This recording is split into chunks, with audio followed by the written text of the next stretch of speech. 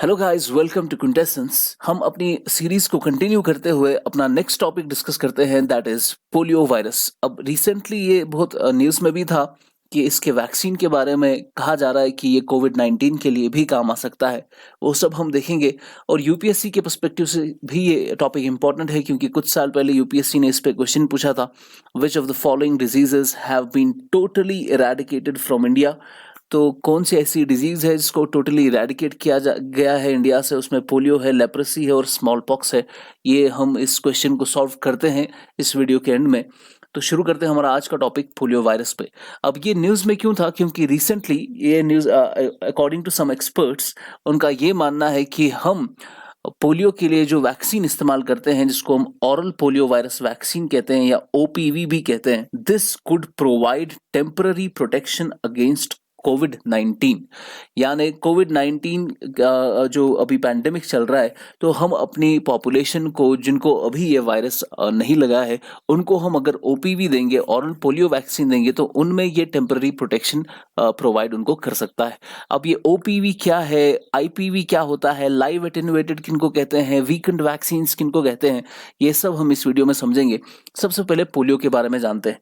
अब पोलियो या पोलियोमाइलाइटिस जिसको हम कहते हैं, it is a very highly infectious viral disease. यानी ये वायरस से होने वाली बीमारी है, बैक्टीरिया से नहीं। फाइन।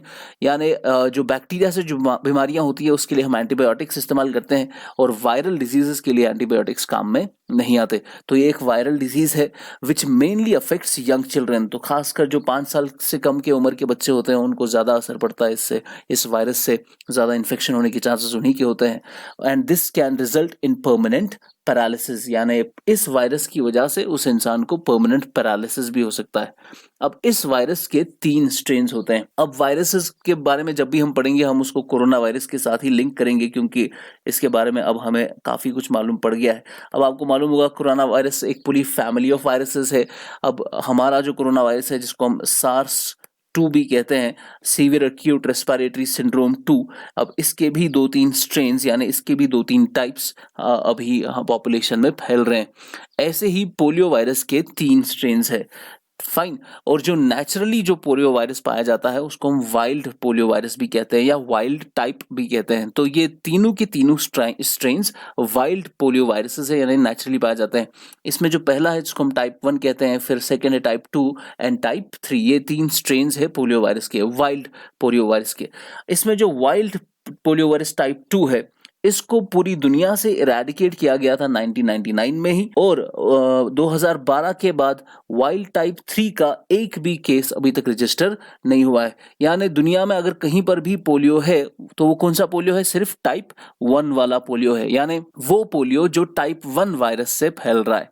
मैंने आपको बोला इस वायरस के 3 स्ट्रेन है, टाइप 1, टाइप 2, टाइप 3। टाइप 2 और टाइप 3 को इरेडिकेट कर लिया गया है। सिर्फ टाइप 1 ही जो है दुनिया में अभी कुछ कंट्रीज में है, जिसमें आपका पाकिस्तान है, वहां पर टाइप 1 के केसेस आ रहे हैं, नाइजीरिया है और अफगानिस्तान है। ये 3 कंट्रीज ऐसी है जिनमें पोलियो अभी भी जो है उसके केसेस रजिस्टर हो रहे हैं। बाकी किसी भी कंट्री में कोई भी केस रजिस्टर नहीं हो रहा है। अब इसके सिम्टम्स क्या है? पोलियो वायरस जब भी आपकी बॉडी में चला जाएगा, तो उसमें क्या सिम्टम्स आने के चांसेस है? तो पहले आपको ये समझना है कि अगर 100 लोगों में ये वायरस चला गया, उसमें से 72 यानी 72% ऐसे केसेस होंगे जिनको कोई भी विजिबल सिम्टम नहीं होगा, यानी वो उनको कोई सिम्टम नहीं होगा। जरूरी नहीं कि उनको इससे कोई जो है बीमारी या कोई डिजीज उनमें फैल जाए। तो 72% इसमें कोई भी सिम्टम नहीं आता। बट आपको ये याद रखना है कि हर एक में से हर 4 लोगों में से एक बंदा ऐसा होगा जिसमें फ्लू लाइक सिम्टम्स आएंगे। यानी उसमें सोर थ्रोट हो सकता है, बुखार हो सकता है, थकावट हो सकती है, नौसिया हो सकता है, सर दर्द हो सकता है, स्टमक में पेन हो सकती है। तो ये कुछ आपके सिम्टम्स है जो 2 से 5 दिन में ही जब वायरस चला जाएगा, 2 से 5 दिन में ये सिम्टम्स आना शुरू हो जाएंगे। फिर धीरे धीरे ये खुद ही ये सिम्टम्स खत्म होंगे और आप ठीक हो जाएंगे। लेकिन किसी केस में सिम्टम्स थोड़ा जो है ज्यादा डिजास्टर्स भी हो सकते हैं, मोर सीरियस भी हो सकते हैं। A smaller proportion of people, यानी बहुत ही कम प्रोपोर्शन ऑफ पीपल ऐसे होंगे जिनको कुछ सीरियस सिम्टम्स देखने को मिलेंगे, जिसमें उनका ब्रेन या स्पाइनल कॉर्ड के जो नर्व सेल्स है वो डैमेज हो सकते हैं और उनको पैरेस्थीसिया हो सकता है। Paresthesia is known as the feeling of pins and needles in the legs, जब आपके टांगों में कुछ जो है चुभ रही होती है चीजें, जैसे आपकी नीडल्स कोई घुसा रहा आपकी टांगों में, तो वो पैरेस्थीसिया होगा।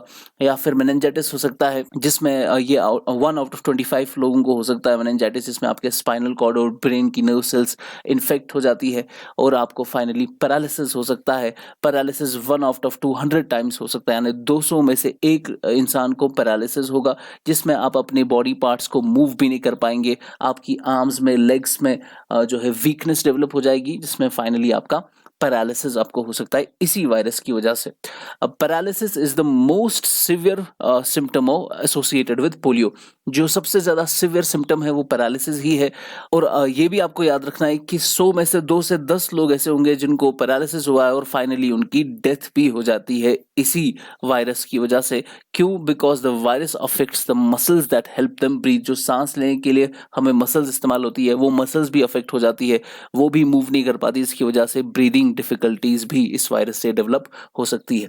Even children who seem to fully recover can develop new muscle pain, weakness and paralysis as adults। यानी वो बच्चे जो ऑलरेडी अब इस पोलियो वायरस से ठीक हो गए हैं, जिनको ऑलरेडी ये वायरस चला गया था और फाइनली उन्होंने रिकवर भी कर लिया, 15 से 40 साल के बाद उनके अंदर फिर से वीकनेस डेवलप हो सकती है, पैरालिसिस डेवलप हो सकता है। उस प्रॉब्लम को हम कहते हैं पोस्ट पोलियो सिंड्रोम, यानी रिकवरी के बाद भी पोलियो अपने आप को जाहिर कर सकता है। एक चीज आपको याद रखनी है, जब भी हम पोलियोमाइलाइटिस कहते हैं, poliomyelitis is directly related to paralytic disease. जब इंसान को पैरालिसिस होगा, तो अगर किसी इंसान के अंदर वायरस चला जाता है तो हम उसको नहीं बोलेंगे कि इसको पोलियो हुआ है, उसको हम तभी बोलेंगे कि इसको पोलियो हुआ है जब इस इंसान को इस पोलियो वायरस की वजह से फाइनली पैरालिसिस होगा। जब पैरालिसिस होगा तभी ये माना जाएगा कि इसको पोलियोमाइलाइटिस हुआ है। अब ये कुछ बच्चों की एग्जांपल्स है जिनको पोलियो हुआ था, जिनमें इनकी टांगे जो है वो पैरालाइज हो गई थी, तो ये मूव नहीं कर पाते थे। बहुत ही फेमस प्रेसिडेंट यूनाइटेड स्टेट्स के फ्रैंकलिन डी रूजवेल्ट, उनको भी बचपन में पोलियो वायरस हुआ था और फाइनली वो जो है व्हील चेयर पे ही उन्होंने अपनी फाइनल आखिरी की जिंदगी के कुछ साल गुजारे। अब ट्रांसमिशन कैसे होता है इस वायरस का, आपको मालूम होना चाहिए। Polio virus is very contagious, ये बहुत ही तेजी से फैल सकता है, पर्सन टू पर्सन कॉन्टैक्ट से भी फैलता है। It lives in an infected person's throat and intestine. जब ये इंसान के अंदर जाता है तो उसके थ्रोट में रहना जो है शुरू करता है, या उसके इंटेस्टाइन्स में सबसे ज्यादा फ्लरिश करता है। और polio virus only infects people, यानी इंसान यानी humans are the natural host of polio virus. ये किसी और में नहीं पाया जाता बल्कि ह्यूमंस में ही पाया जाता है। And it only infects people. It enters the body through the mouth and spreads through other parts of the body. Fine. और फाइनली अगर ये आपके स्पाइनल कॉर्ड के मोटर नर्व्स को भी अफेक्ट करेंगे, यानी ब्रेन की नर्व्स को भी अफेक्ट करेंगे, जिसकी वजह से फाइनली आपकी मूवमेंट करने में आपको दिक्कत आएगी। अब ये फैलता कैसे है? अगर आपका कोई कांटेक्ट होता है किसी इन्फेक्टेड पर्सन के फेसेस से, उससे ये फैल सकता है। ड्रॉपलेट्स फ्रॉम स्नीज और कफ, यानी खांसने से या छींकने से भी ये पोलियो वायरस फैल सकता है। हालांकि छींकने और खांसने से ये इसका फैलाव उतना ज्यादा कॉमन नहीं है, पर फीसिस से ये काफी ज्यादा फैल सकता है। कंटामिनेटेड वाटर से फैल सकता है, यानी अगर कोई पेशेंट है जिसको ये वायरस हुआ है, उसने जो है कोई फीसिस डाल दिया और वो उसके साथ कोई पानी जो है लग गया, और उस पानी को किसी तरीके से सपोज वो ड्रेनेज में चला गया, वहां से उसको किसी और ने इस्तेमाल किया, तो ये कंटामिनेटेड वाटर से भी फैल सकता है जो एक इन्फेक्टेड पर्सन के कांटेक्ट में आया है। नेक्स्ट आपको याद रखना है कि इसका प्रिवेंशन और ट्रीटमेंट क्या है। अब आपको मालूम होना चाहिए पोलियो वायरस का कोई क्योर नहीं है, हालांकि हमारे पास इसके टू टाइप्स ऑफ वैक्सीन है। अब वैक्सीन हमारे पास 2 टाइप के, एक है आईपीवी, दूसरा है ओपीवी। आईपीवी का फुल फॉर्म है inactivated polio virus vaccine, and OPV को हम कहते हैं ओरल पोलियो वायरस वैक्सीन।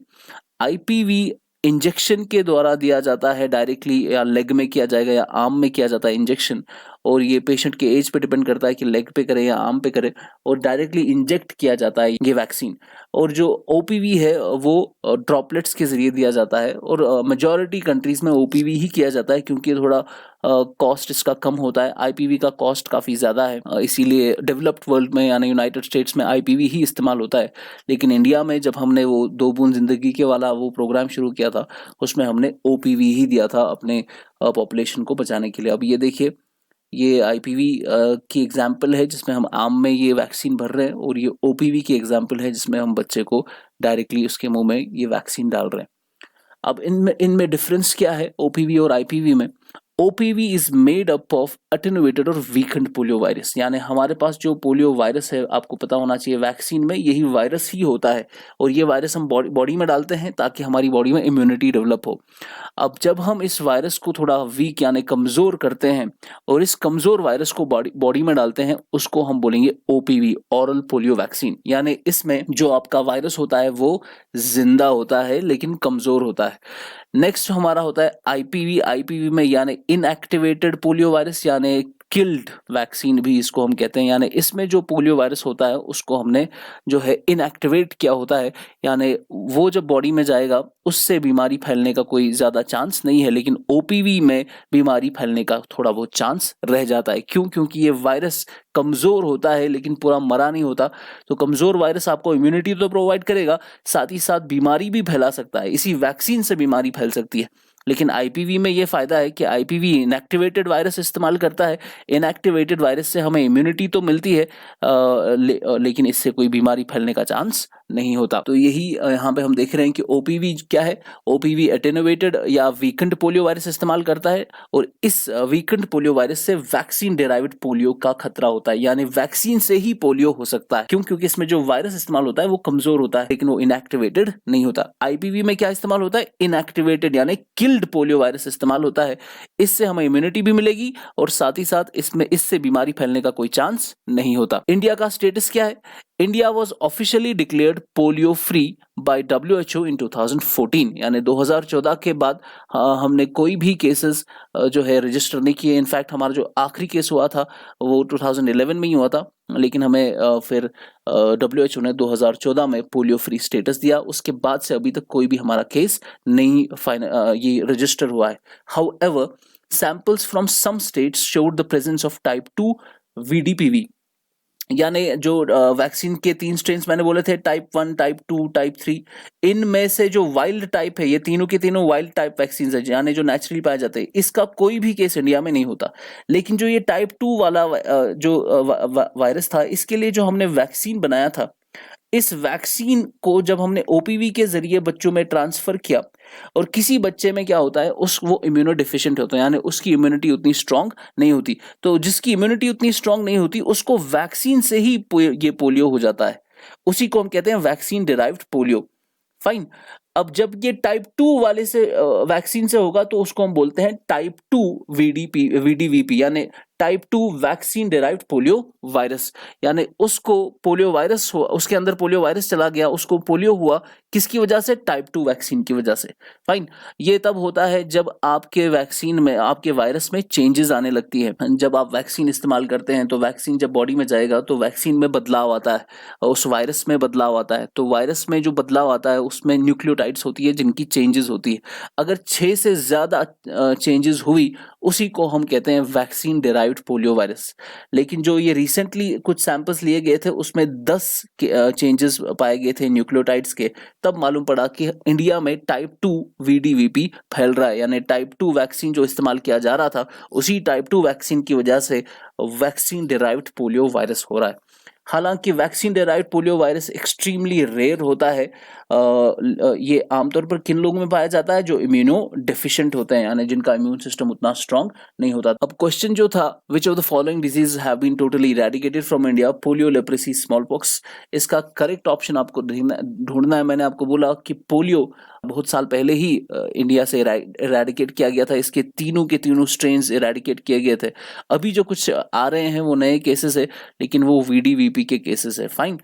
तो पोलियो को हमने इरेडिकेट कर लिया। लेप्रेसी के केसेस अभी भी इंडिया में हैं, और स्मॉल पॉक्स को ऑलरेडी हमने इरेडिकेट कर दिया है। तो इसमें जो करेक्ट ऑप्शन है वो 1 and 3 आपका है ऑप्शन बी। तो ये रहा आपका ऑप्शन बी, 1 and 3 ओनली। तो इस वीडियो में इतना ही। May peace be on all of you.